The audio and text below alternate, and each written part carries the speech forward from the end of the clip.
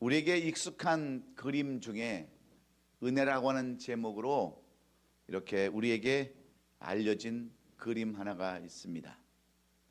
이 스크린에 띄어져 있는 저 한 노인이 기도하는 그림은 우리가 보통 기도의 왕이라고 불리우는 고아의 아버지라고 불리우는 조지 뮬러의 기도하는 모습으로 알려진 작품이지만 사실은 그렇지 않습니다.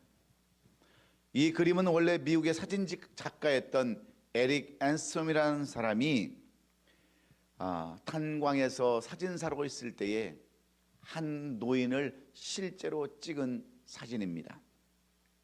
에릭 앤스트롬이라는 사람이 저 미네소타의 한 탄광 마을에서 사진작가로 있을 때에 어느 날 한 노인이 도어 매트를 팔러 왔습니다. 먼 길 시골길을 걸어서 오는 중에 찰스 윌렌이라는 저 노인은 너무나도 배가 고팠습니다.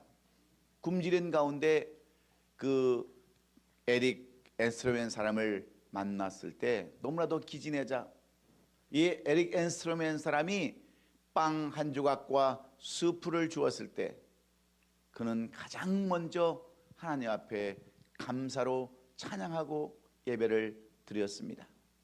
그 모습을 바라보고 있던 사진사 에릭 앤스트롬은 저 기도하는 모습이 너무나도 감동되어서 그는 이렇게 생각을 했습니다. 저 사람은 비록 가진 것도 없고 남보다 배운 것도 많지 않지만 먼저 하나님 앞에 감사할 수 있는 그 마음을 가진 것은 너무나도 소중하고 귀중해서 감동을 받고 저렇게 기도하는 모습을 그의 카메라에 담았습니다. 그리고 세월이 지났습니다. 어느 날 이 에릭 앤스트롬의 딸 바로 에릭 로다 라이버가 아버지가 사진을 찍어 놓았던 그 흑백 사진, 그것을 보면서 감동을 받습니다.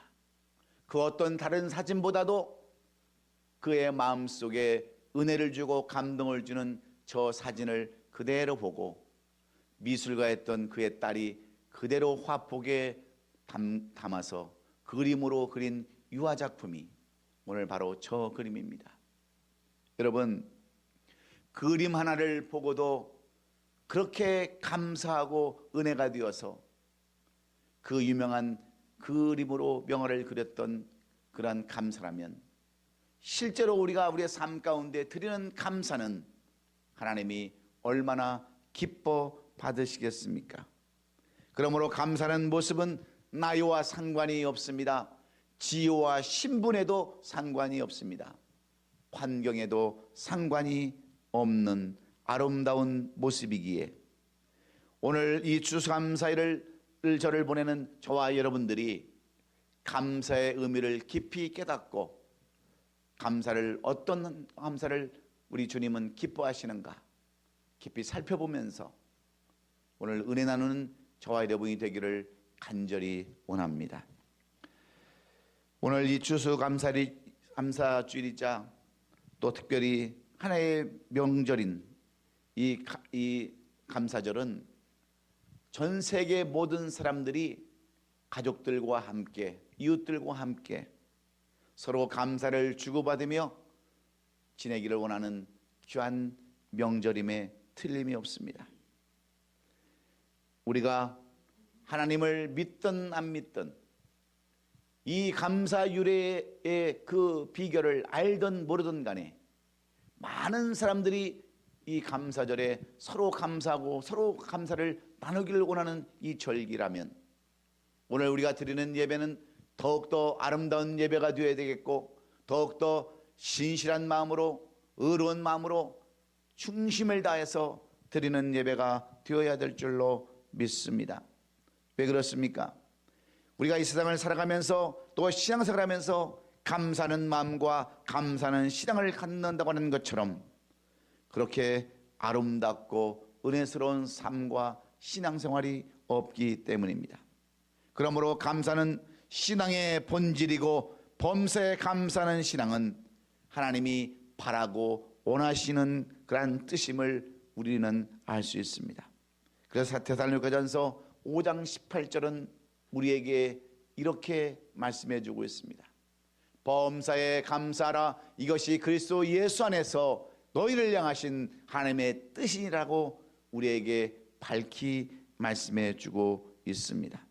그래서 감사는 해도 되고 안 해도 되는 것이 아니라 하나님께서 원하시고 바라시는 하나님의 뜻임을 분명히 깨닫고 오늘도 우리의 마음속에 진정으로 감사하는 이 예배가 될 수 있기를 주의 이름으로 축원합니다.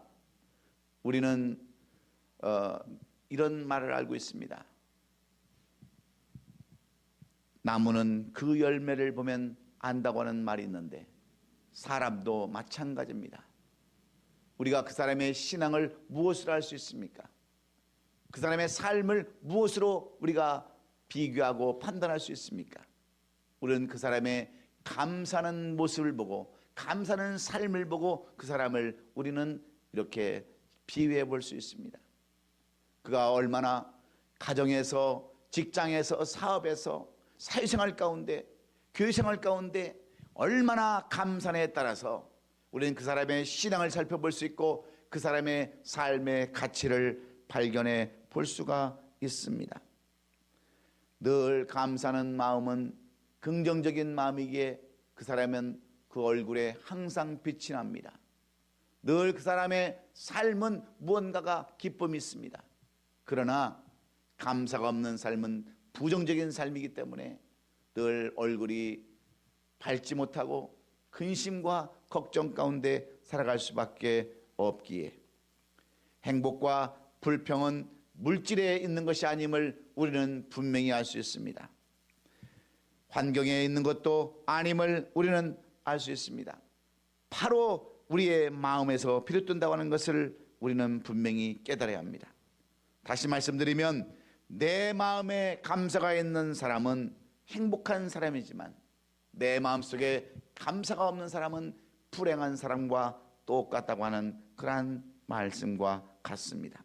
그래서 감사는 개인과 감사는 나라와 감사는 민족이 여러분 이 세상을 인도해 가고 이 세상에 쓰임받는 것임을 우리는 분명히 깨닫고 감사가 우리의 삶 가운데 날마다 실천되어지는 감사의 생활하는 저와 우리 모든 성도들이 될 수 있기를 예수님의 이름으로 축원합니다. 이 추수감사의 유래도 다름 아닌 감사에 의해서 비롯되었습니다. 우리가 살고 있는 이 미국의 역사는 400년도 안 되는 그러한 짧은 역사를 가지고 있지만 이 미국이 전 세계를 인도해 나가고 모든 질서를 유지해 나가는 경찰 국가로 쓰임을 받을 수 있었던 것은 그들의 조상이었던 청교도의 정신에서 비롯되었음을 우리는 분명히 알아야 합니다.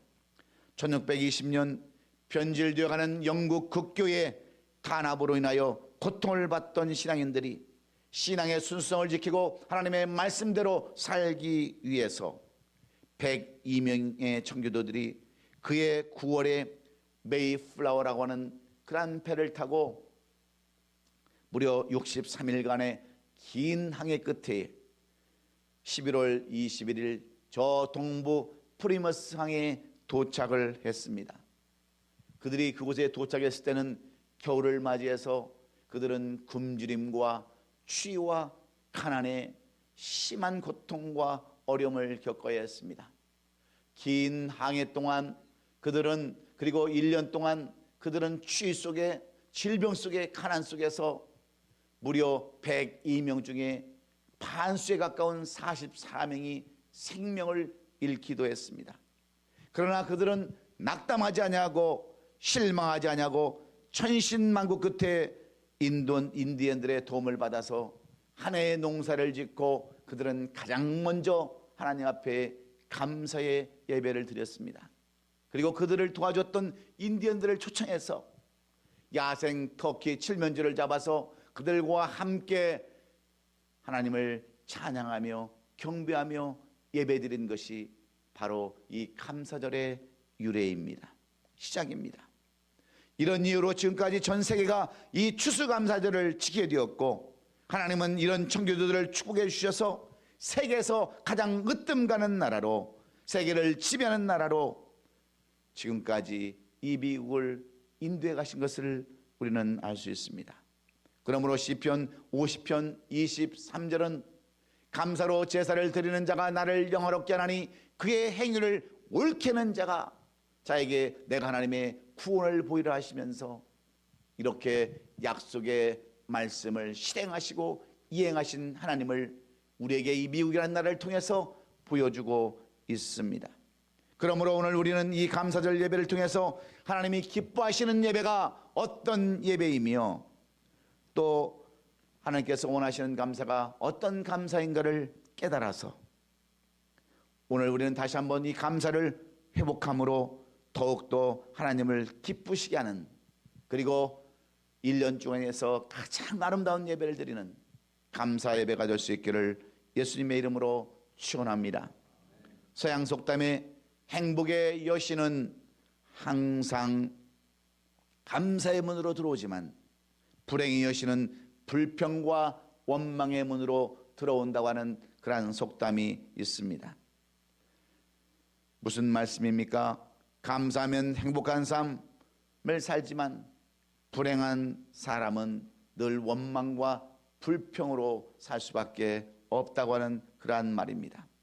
그래서 예수님께서는 누가복음 12장의 말씀을 통해서 한 부자, 그러한 부자의 어리석은 부자의 이야기를 우리에게 소개해 주고 있습니다. 어느 날 한 부자가 농사를 짓고 많은 소출을 이렇게 얻었습니다. 많은 수확을 거뒀습니다. 이것을 어디에 쌀고 하는 근심 가운데 있을 때 그는 낡은 창고를 다 헐어버리고 새 창고를 지어서 그곳에 수확한 모든 곡식들을 집어넣어 놓고 그는 누가복음 12장 19절에서 이렇게 그는 고백합니다. 영혼아, 열에 쓸 물건을 많이 쌓아두었으니 평안히 쉬고 먹고 마시고 즐거워하자라고 그는 이렇게 고백을 합니다. 내가 내 힘으로 열심히 일하고 열심히 수고하고 이렇게 많은 곡식들을 거뒀으니 이제는 내 마음대로 마음껏 먹고 즐기고 실컷 놀자, 이렇게 그는 고백을 합니다. 그래서 예수님은 이 사람을 보고 뭐라고 부릅니까? 현명한 부자라고 부르지 않습니다. 어리석은 부자라고 이렇게 분명한 앞에 단어를 붙였습니다. 왜 그렇습니까? 이 어리석은 부자는 모르는 것이 있었습니다. 이 부자가 자는 사이에도 하나님은 비를 내려주신 것을 알지 못했습니다. 낮에도 햇볕을 비춰주신 것을 부자는 모르고 자기 혼자 자기의 힘으로 노력해서 이렇게 많은 것을 거뒀다라고 착각할 때 하나님은 이 어리석은 부자를 향하여 어리석은 자여, 오늘 밤에 내 영혼을 도로 찾으리니 그러면 내 준비한 것이 누구시 되겠느냐? 네가 그렇게 지금까지 창고에 싸놓고 이제 먹고 마시고 즐기자라고 그렇게 착각하고 있을 때 네 생명을 걷어가면 이 남은 것들이 누구의 것이 되겠느냐? 이 어리석은 자여 하면서 비유로 주시는 말씀이 바로 누가복음 12장에 나오는 어리석은 부자의 비유입니다. 무엇을 말씀하는 내용입니까? 감사를 모르는 한 어리석은 부자의 그러한 비유를 우리에게 소개하는 겁니다. 감사가 없는 자는 항상 이렇게 착각하는 삶을 살아갈 수밖에 없기에 오늘 주님은 다시 우리에게 이 하박국 선지자를 통해서 무엇을 하나님은 기뻐하시며 어떤 감사를 기뻐하시는가를 통해서 말씀하시고자 주시는 말씀이 이 하박국 3장 16절로 19절의 말씀입니다.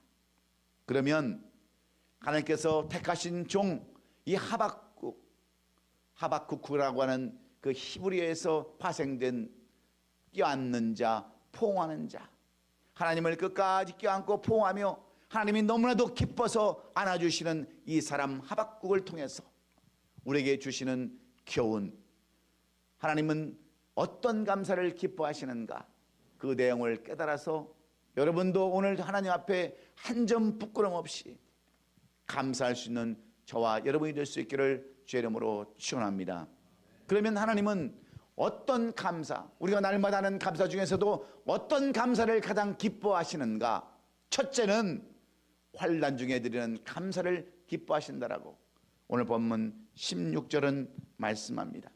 오늘 말씀 전체를 보면 하박국 선지자는 갈대아 사람들인 신바벨론 사람들이 이스라엘을 침공한다고 하는 소식을 듣고서 절망 가운데 먼저 하나님 앞에 감사를 드립니다.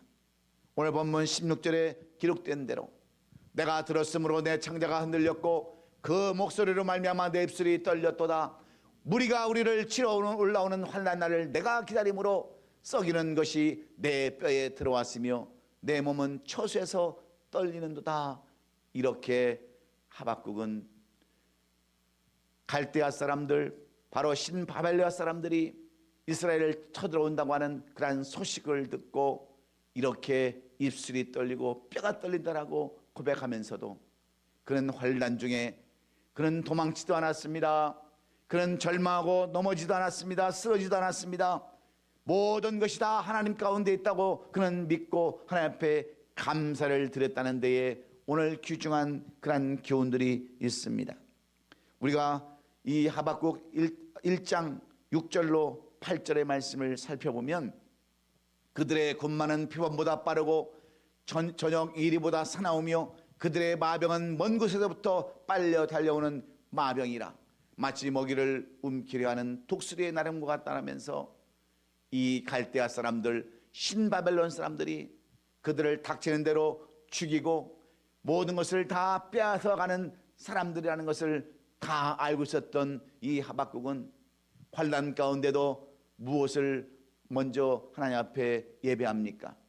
그런 가운데도 아직까지 살아있음을 감사하면서 환난 가운데 이 하박국은 하나님 앞에 감사를 드립니다. 여러분, 하박국은 도망가지도 아니하고 낙담하지도 아니하고 실망하지도 아니하고 오히려 그러한 역경과 환난 가운데서 감사하는 내용을 오늘 본문 3장 19절은 이렇게 표현해 놓았습니다.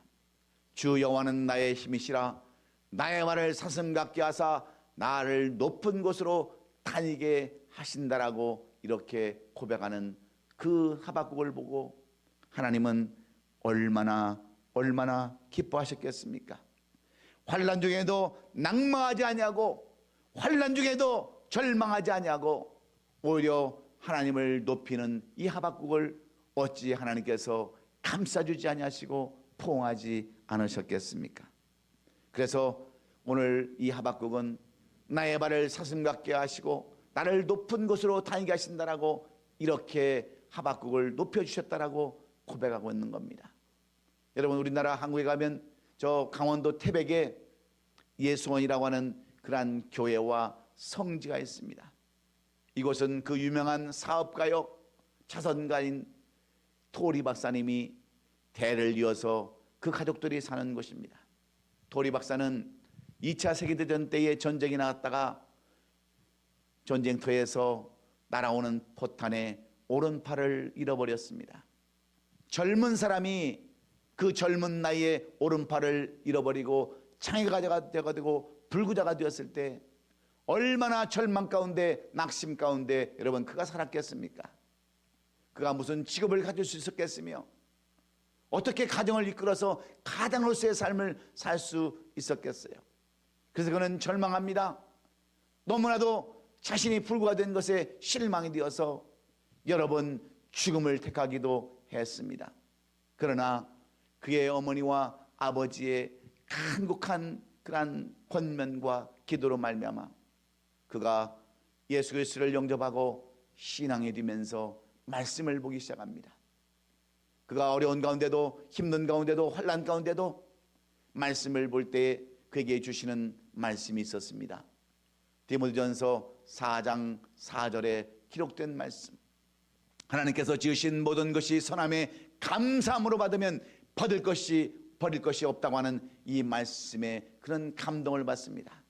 그렇지, 모든 것이 하나님께서 다 지은 것인데 모든 것이 다 하나님의 뜻인데, 내가 하나님의 팔을 잃어버리고 이렇게 불구자의 삶을 사는 것도 하나님의 뜻인데, 이것을 감사함으로 받으면 오히려 은혜가 된다고 하는 이 말씀을 그는 깨닫고, 그래, 내 팔 하나가 없는 것, 이것도 은혜지 하면서 그는 앞으로 무엇을 할 것인가, 앞으로 어떻게 살 거를 깊이 생각할 때에 그에게 들려오는 소식이 있었습니다. 저 멀리 동방나라 한국에서 6.25 전쟁이 터져가지고 많은 젊은이들이 팔을 잃어버리고 다리를 잃어버리고 그 어려운 가운데 불구자의 삶을 산다고 하는 소식을 듣고 그는 한국으로 갑니다. 연세의료원에 가서 그는 의족과 의술을 만드는 그러한 일로 일생을 다 바칩니다. 하루도 아니고 무려 36년간 그의 전생애를 다 바쳐서 그는 연세의료원에 가서 많은 상위 구인들에게 의술을 끼워주고 의족을 끼워주면서 소망을 주고 그들에게 희망을 주어서 그들은 상위 구인의 아버지로, 사업가로 36년간 한국에서 모든 생애를 다 바치고 그의 자손들에게 그 사업을 물려주게 됩니다. 그래서 한국 정부에서 그에게 훈장을 내렸을 때 그는 이렇게 상을 받는 자리에서 간증을 합니다. 하나님께서 환난 중에 나를 부르셨지만 감사함으로 인하여 하나님께서 나를 사용하시고 이렇게 위대한 기회를 주시고 위대한 일을 감당할 수 있었던 것은 오직 하나님 앞에 감사하는 길밖에 없었다고, 이 모든 영광과 존귀와 찬송을 우리 하나님께 돌린다라고 그는 간증하고 있습니다. 여러분, 어떤 사람을 하나님께서는 쓰십니까? 환난 중에도 감사하는 사람을 쓰셔서 그렇게 위대한 가문으로 삼아주신다는 것을 기억하시고, 여러분의 삶 가운데 환난 중에 있습니까?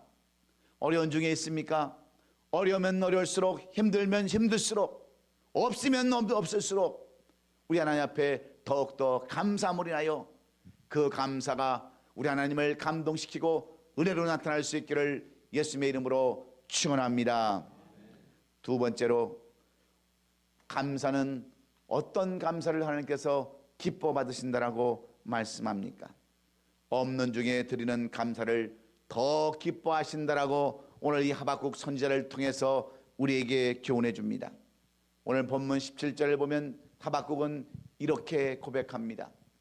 비록 무화과나무가 무성치 못하며 포도나무에 열매가 없으며 감람나무에 소출이 없으며 밭에 먹을 것이 없으며 우리의 양이 없으며 유황권에 소가 없을지라도 하는 이 17절 말씀에 계속해서 6번이나 반복되어지는 그러한 말씀 하나는 없는 겁니다.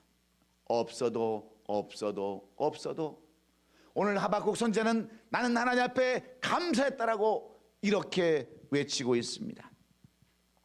여기 나오는 무화과나무, 또 포도나무, 감람나무는 이스라엘 나라 땅에는 반드시 있는 나무입니다. 흔한 식물나무들입니다. 그런데 그 무화과나무에 열매가 없고 포도나무에 열매가 없고 감람나무에 소출이 없었다고 한다면 여러분, 어떤 상태를 의미하고 있겠습니까? 전쟁으로 인하여 온 땅이 황폐되었음을 의미하기도 합니다. 그리고 그것을 전쟁으로 인하여 거두지 못함으로 인하여 아무것도 없음을 의미하고 있습니다. 그럼에도 불구하고 이 하박국 선지자는 어떻게 고백합니까? 전쟁으로 인해서 다 빼앗겨버리고 우리에는 양이 없으며 수양 위안가리는 소가 없을지라도 없어도 다 잡아먹어버리고 없어도 다 빼앗겨버린 그러한 텅텅 빈 그러한 삶 속에서도 그는 하나님 앞에 감사했음을 이렇게 고백하고 있습니다. 여러분, 이렇게 없는 중에도 하나님 앞에 감사는 이 하박국을 어찌 하나님께서 기억하지 않을 수 있었겠습니까? 어찌 그 이름대로 포옹해 주시지 아니하시고 감싸 주시지 않으셨겠습니까? 여러분, 우리는 개도 그 주인을 알아보고 자신을 돌보는 그 주인을 향해서 꼬리를 치는데 우리는 어떤 삶을 살아갑니까? 수많은 은혜를 받고도 많은 것을 가지고도 감사할 줄 모르는 그 어리석은 인간들이 우리 사람들이기에 주님은 또다시 누가복음 12장에 나오는 한 여인을 우리에게 소개하면서 없는 중에 드린 여인을 추구하는 내용을 우리에게 보여주고 있습니다. 그 여인이 누구입니까? 바로 우리가 잘 아는 마리아라는 여인입니다. 이 여인은 아버지도 없습니다. 어머니도 없습니다. 코아처럼 남매와 라사로라고 하는 오빠와 마르다고 하는 언니와 세 사람이 가난하고 빈곤하게 살아갔던 그런 여인입니다. 여러분, 고아의 가정에 무엇이 제대로 풍족한 것이 있었겠습니까? 무엇이 먹을 게 제대로 있었겠습니까? 우리는 예수님께서 늘 예루살렘을 다니시다가 때때로 이 집에 들려서 주무시고 나가시다가 아침에 시장길을 느끼셨다고 하는 말씀을 통해서 우리는 이 집이 너무나도 가난한 집임을 상상해 볼 수 있습니다. 오죽했으면 무화과나무에서 열매를 찾으시다가 없으시니까 그 나무를 저으셨던 예수님을 보면 이 마리아의 가정을 우리가 충분히 이해해 볼 수 있습니다. 그런데 마리아는 먹을 것도 없고 가진 것도 없지만 그녀가 가장 중요시 여겼던 옥합을 깨뜨려서 예수님의 머리에 붓고 자기의 머리털로 예수님의 발을 씻겨드린 그것을 보시고 주님은 마태복음 26장 13절과 마가복음 14장 9절에서 기록된 똑같은 말씀을 통해서 무엇라고 위대한 말씀을 남기셨는 줄 아십니까? 이 복음이 전파되는 곳에는 이 여자의 행한 일도 말하여 그를 기억하리라 이렇게 선포하고 있습니다. 없는 중에서도 가장 귀한 것, 정성을 들였던 이 마리아의 옥합을 주님은 받으시고 이 복음이 전파되는 것에 이 여자 마리아의 행할 일도 내가 반드시 기억하겠다라고 약속해 주고 있습니다. 뿐만 아닙니다. 과부의 두렵던 두 입을 연보하는 것을 보고 예수님은 뭐라고 말씀합니까? 그 누구보다도 더 많은 것을 넣었다라고 말씀하는 이유가 어디에 있습니까? 우리 주님은 물질의 양을 보는 것이 아닙니다. 어떤 것을 더 많이 요구하시는 그한 하나님도 아니십니다. 하나님이 우리로 하여금 물질을 요구해서 어디다 쓰시겠습니까? 그러나 중요한 것은 하나님이 우리의 마음을 보신다는 거예요. 우리의 마음, 우리의 최선을 다하는 마음을 보시고 그를 추구하시고 그를 사용하신다고 하는 이 말씀을 통해서 여러분들은 무엇을 다짐하기를 원하십니까? 여러분, 정말 하나님이 기뻐하시는 감사를 드리려고 한다면 없는 중에도 최선을 다하는 마음을 가지시기를 예수 그리스도의 이름으로 축원합니다. 마지막으로 우리 하나님이 기뻐하시는 감사는 어떤 감사입니까? 우리 하나님은 환난 중에 드리는 감사를 기뻐하시기도 하시지만 없는 중에 드리는 감사도 기뻐하시지만 더 감사하는 그러한 것은 구원에 보답하는 감사를 주님은 더 기뻐한다는 사실을 오늘 우리는 깨달아야 합니다. 하나님은 하나님의 은혜를 감사하는 자를 기뻐하신다라고 말씀하시면서 18절에 하박국 선지자는 이렇게 하나님을 찬양합니다. 나는 여호와로 말미암아 즐거워하며 나의 구원의 하나님으로부터 말미암아 기뻐하리로다. 환난 가운데 있어도 절망 가운데 있어도 나는 여호와로 말미암아 즐거워하며 나의 구원을 주신 하나님으로부터 말미암아 기뻐한다, 감사한다 이렇게 고백하고 있기 때문에 그렇습니다. 그런 감사의 가장 근본적인 원인을 세상 것에 두지 않았습니다. 무엇보다도 자신을 구원해 주신 하나님께 그는 감사드리는 삶을 살았습니다. 물질 때문에도 감사한 것이 아니고 건강 때문에 감사한 것도 아니고 자녀들 주신 것에 감사한 것이 아니라 가장 먼저 자기를 구원해 주시고 하나님의 자녀 삼아 주신 것, 이것에 감사였다고 하는 이 하박국 선지자의 고백을 통해서 오늘 우리는 무엇을 다시 한번 깨달아야겠습니까? 다른 것도 중요하지만 하나님은 우리에게 구원의 은혜를 베풀어 주셨습니다.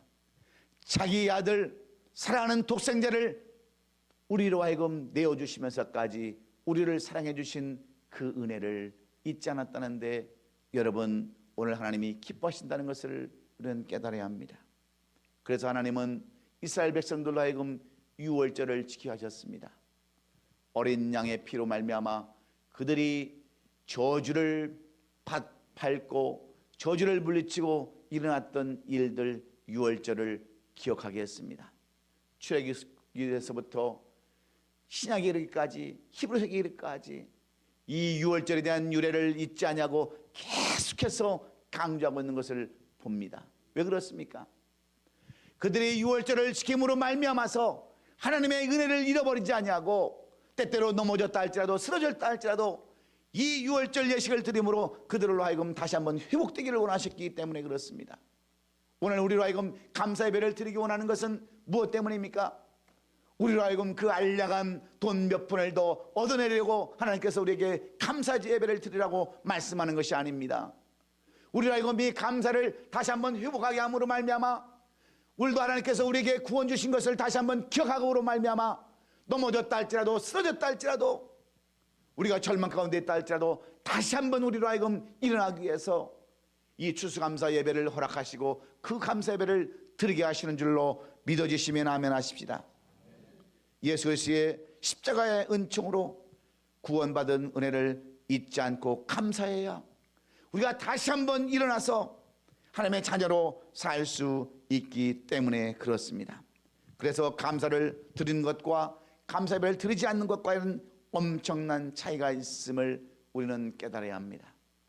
이스라엘 백성들도 마찬가지 아니었습니까?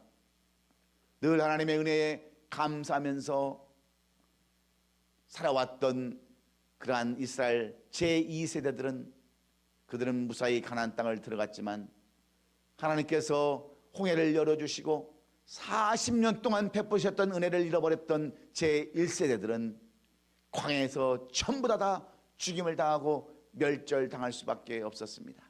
왜 그렇습니까? 하나님의 감사를 아는 자들과 모르는 자들의 차이 때문임을 분명히 우리에게 말씀해 주시기 때문입니다. 그래서 감사는 우리 성도들에게 있어서는 은혜에 감사하는 것은 어찌 보면 특권이기도 하지만 또한 의무임을 분명히 깨닫고, 오늘 여러분들이 감사할 때 환난 중에도 감사할 수 있기를 예수님의 이름으로 축원합니다. 없는 중에도 정성과 최선을 다해서 감사하시기를 바랍니다.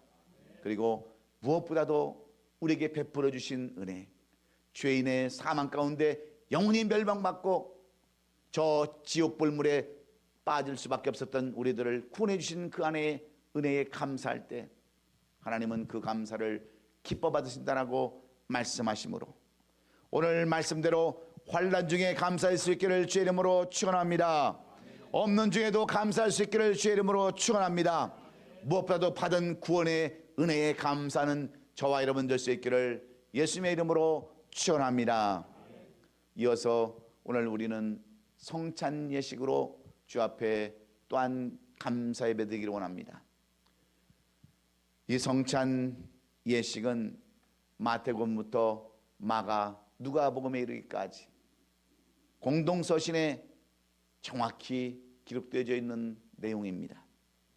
오늘 그 내용을 같이 한번 먼저 보겠습니다. 여러분, 우리 주님께서는 마지막 십자가를 지시기 전 제자들에게 이 성찬 예식을 반드시 기념하라고, 내가 이후로는 다시 포도나무에서 나는 이 포도주를 더 이상 먹지 않을 것이니 앞으로 이 예식을 우리로 하여금, 제자들로 하여금 기념하라고 부탁하시고, 제자들과 함께 떡을 떼시고 함께 포도주잔을 나시며 그들의 발을 씻겨주시고 이 성찬 예식을 영원히 기념하시기를 그들에게 부탁하시고 십자가에 달리시고 부활하셔서 이제 주님 우편에 앉아 계시는 주님의 말씀이 마태와 마가와 누가복음에 복음서, 삼복음서에 그렇게 공동서신에 기록되어 있습니다. 그래서 이스라엘 백성들은 그 주님의, 이스라엘 그 초대교회 성도들은 주님의 그 말씀대로 명령대로 이 성찬 예식을 거행해 왔습니다.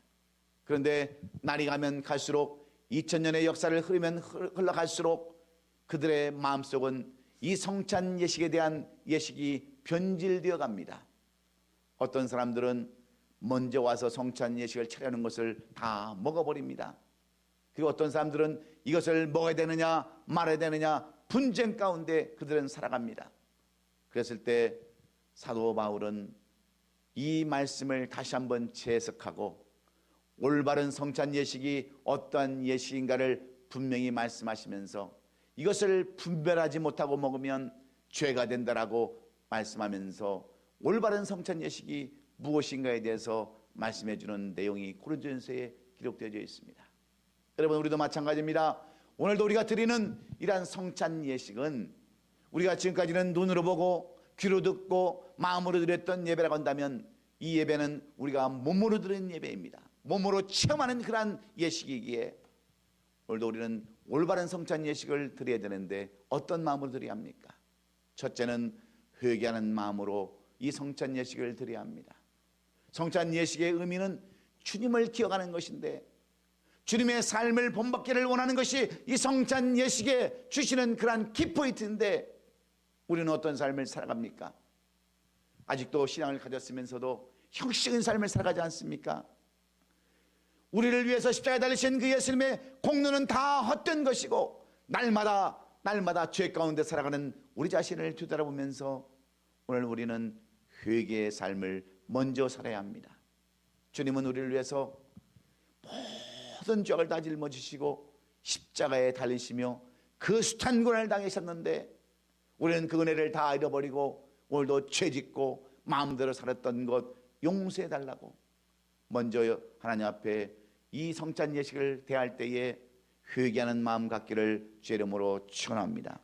그리고 감사하는 마음을 가지세요. 나 같은 죄인, 벌레만도 못한 죄인, 죄인의 죄수 같은 그러한 괴수의 괴수 같은 그러한 죄인들을 버리지 않고 내버려두지 않고 나는 너를 모른다 하지 않고 찾아오셔서 하나님 자녀 삼아 주신 것 그 은혜만 생각해도 얼마나 우리는 감사합니까? 그런데 그 감사함도 모르고 살아왔던 것을 다시 한번 회복하기를 원해서 이 성찬 예식을 우리에게 베풀어 주신 것입니다. 회개하고 감사하며 그걸 끝나는 것이 아니라 이제는 내가 하나님의 뜻대로 살겠습니다, 하나님의 말씀대로 살겠다고 하는 그 고백과 그 간증과 또한 결단이 있을 때 오늘 우리가 드린 예배가 올바른 성찬 예식이 되기에 사도 바울은 먼저 회개하고 감사하고 결단하는 데까지 나가야 된다라고 우리에게 말씀해 주는 겁니다. 그러므로 오늘 여러분들이 먼저 떡을 받을 때 하나님 앞에 회개하십시오. 내가 하나님의 살을 찢는 그런 죄를 얼마나 지었습니까? 주님을 다시 십자가에 달는 그런 죄를 얼마나 내가 많이 짓고 살았습니까? 주님, 이 아내를 뒤돌아보면서 회개하오니 용서해 주옵시고 나를 새롭게 만들어 주옵소서. 여러분, 회개 기도하시길 바랍니다. 그리고 지금까지 참고 인내해 오신 하나님 앞에 감사 기도하십시오. 때로는 죄 가운데 있어도, 때로는 정말 죄악 가운데서 하나님을 너무나도 슬퍼하는 가운데 있어도 죽이시지 아니하시고 우리를 올무에 빠뜨리지 아니하시고 이렇게 생명 주시고 호흡 주신 것 감사합니다라고 감사하면서 여러분 그 잔과 그 떡과 잔을 대하십시오. 그리고 결단하는 마음으로 주님, 이 주님의 살과 피를 대하면서 다시 한번 우리는 결단합니다. 주님의 마음대로 뜻대로 주님의 의대로 살기를 원합니다 하고 결단할 때 그것은 죄를 짓는 것이 아니라 우리 하나님을 영원하게 하는 성찬 예식임을 기억하시고 똑같이 우리가 잔을 받을 때도 똑같은 마음으로 똑같은 순서대로 회개하고 감사하고 결단하심으로 오늘 드리는 우리의 몸으로 드리는 그리고 체험하는 예배를 통해서 더욱더 하나님이 기뻐하시는 성찬 예식이 될 수 있기를 주의 이름으로 축원합니다. 우리 기도하고 찬양 드릴 때에 우리 성찬 위원들 나와주셔서 준비해 주시기 바랍니다. 하나님,